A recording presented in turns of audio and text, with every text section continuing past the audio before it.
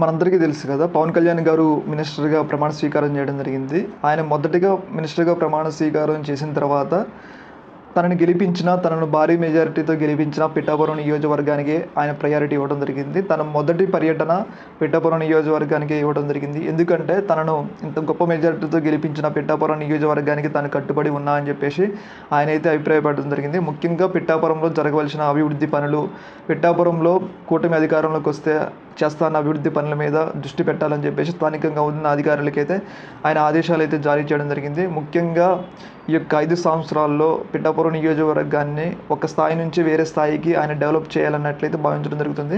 అందులో భాగంగా తనను గెలిపించిన ప్రజలకి, అంటే పిఠాపురం ప్రజలకి కృతజ్ఞతగా తను మంత్రి అయిన తర్వాత, డిప్యూటీ సీఎం అయిన తర్వాత మొదటిసారిగా పిఠాపురం నియోజకవర్గంలో పవన్ కళ్యాణ్ గారు అయితే పర్యటన చేయడం జరిగింది. ముఖ్యంగా ఆయన గెలిపించిన ప్రజల కృతజ్ఞతతో ఎలా అయినా అభివృద్ధి చేయాలి, నన్ను ఇంత కష్టపడి గెలిపించారు, ఇంత మెజారిటీతో గెలిపించారు అని చెప్పేసి ఆయన భావించడం జరుగుతుంది.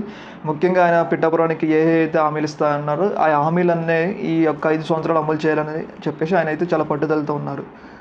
ఏదేమైనా కానీ పిఠాపురం నియోజకవర్గ ప్రజలైతే ఒక రకంగా చాలా అదృష్టవంతులని అయితే మనం చెప్పుకోవాలి. ఓకే మరి.